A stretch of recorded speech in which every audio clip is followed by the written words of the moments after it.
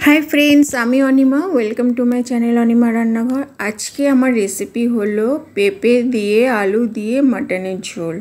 तो এটা হলো দুর্দান্ত স্বাদের রেসিপি। তো সবার আগে বন্ধুরা আমার এই চ্যানেলটাকে একটা লাইক কমেন্ট শেয়ার সাবস্ক্রাইব অবশ্যই করবেন। আমি এখানে আধা কিলো মাটন নিয়েছি। মাটনটাকে আমি জলে আগে ভালো করে ধুয়ে নিয়েছি। এবার মাটনটার মধ্যে আমি দই দিয়ে দিলাম। তো দই দিয়ে আমি এটা ম্যারিনেট করে আধা ঘন্টার জন্য রেখে দেব। এবার মাটনের জন্য যা মশলা দরকার ওটা আমি রেডি করে নেব। এখানে আমি আলু আর পেঁপে দু টুকরো করে কেটে নিয়েছি। দুটো বড় সাইজের পেঁয়াজ ছোট ছোট করে কেটে নিয়েছি। এবার মশলাতে দিলাম আদা আর দিলাম 10-12 কোয়া রসুন আর 5টা কাঁচা লঙ্কা। অল্প একটু জল দিয়ে দিলাম। এটাকে আমি পেস্ট করে নেব।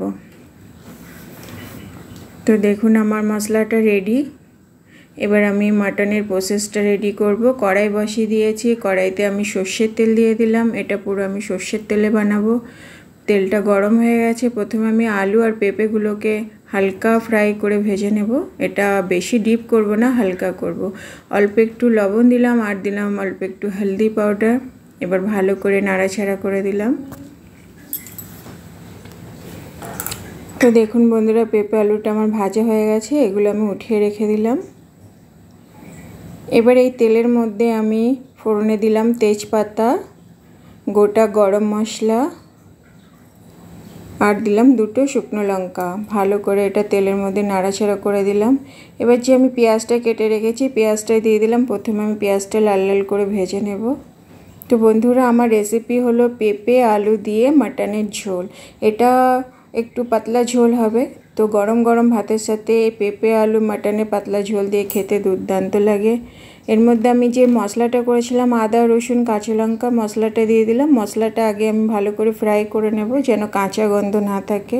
এর মধ্যে লবণ দিলাম। লবণটা অবশ্যই স্বাদ অনুসারে দেবেন, যতটা দরকার ততটাই দেবেন। আর দিলাম হলদি পাউডার দিয়ে ভালো করে এটা আমি নাড়াচাড়া করে নিলাম।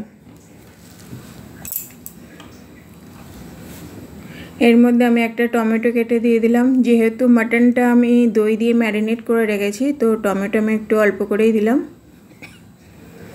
আর মশলার মধ্যে দিলাম হাফ চামচ জিরে গুঁড়ো, হাফ চামচ ধনে গুঁড়ো, অল্প একটু গোলকি পাউডার আর দিলাম হাফ চামচ লঙ্কা গুঁড়ো পাউডার দিয়ে এবার এটাকে ভালো করে কষাবো। যখন মশলাটা আমার কষানো হয়ে যাবে তারপরে আমি এর মধ্যে ম্যারিনেট করা মাটনটা অ্যাড করব। এর মধ্যে আমি অল্প একটু কাশ্মীরি লঙ্কা পাউডার দিলাম। দেখুন আমার মশলাটা কষানো হয়ে গেছে। এবার যে আমি দই দিয়ে ম্যারিনেট করে রেখেছি মাটনটা ওটা আমি এর মধ্যে অ্যাড করব। অল্প একটু মিট মশলা দিয়ে দিলাম। তো মিট মশলাটা দিয়ে আরও 2 মিনিট আমি কষিয়ে নিলাম। এবার আমি দই দিয়ে মাখানো মাটনটা দিয়ে দিলাম। তো এই মশলা দিয়ে দই দিয়ে মাখানো মাটনটা এখন পুরো ভালোভাবে কষাতে হবে। যখন তেল ছেড়ে দেবে মশলাটা পুরো ভাজা ভাজা হয়ে যাবে। তো আমার কষানো ফুললি রেডি হয়ে যাবে। আবার আমি এটাকে নাড়াচাড়া করে দেব। এর মধ্যে আমি ভেজে রাখা আলু আর পেঁপে দিয়ে দিলাম। আমি আজকে মাটনটা প্রেশার কুকারে বানাবো না, কড়াইতেই বানাবো।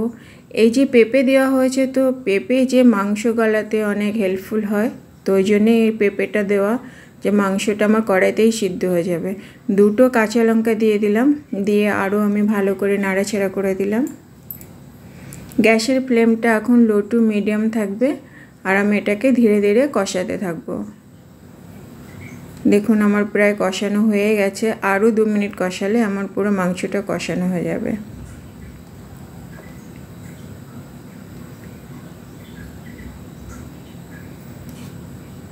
আবার আমি নাড়াচাড়া করে দিলাম। তো বন্ধুরা আপনারাও ঘরে একবার পেঁপে আলু দিয়ে মাটনের ঝোল একবার বানিয়ে খেয়ে দেখবেন। এর মধ্যে জল দিয়ে দিলাম। জলটা পরিমাণ মতো দেবেন যেন মাংসটা সিদ্ধ হয়ে যায়। ঢাকা দিয়ে দিলাম।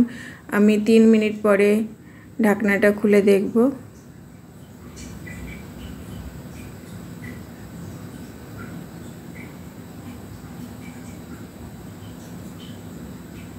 আরও এটাকে আমি আরও 5 মিনিট ধরে এটাকে পুরো ফোটাতে থাকবো। দেখুন আমার আলু পুরো সিদ্ধ হয়ে গেছে। মাংসটা আমি দেখে নেব। মাংসটাও আমার সিদ্ধ হয়ে গেছে। তো আলু পেঁপে দিয়ে মাটনের ঝোল আমার রেডি। গ্রেভিটা দেখে নেবেন যতটা দরকার। তো আমার একটু পাতলা ঝোল বেশি ভালো লাগে। গরম গরম ভাতের সাথে পেঁপে আলু মাটনের এই যে পাতলা ঝোল খেতে তো অসাধারণ লাগে। অল্প একটু গরম মশলা দিয়ে দিলাম। তো আমার রেসিপি পুরো রেডি। তো বন্ধুরা, আমার এই রেসিপিটা যদি ভালো লাগে তো অবশ্যই ঘরে একবার বানিয়ে খেয়ে দেখবেন।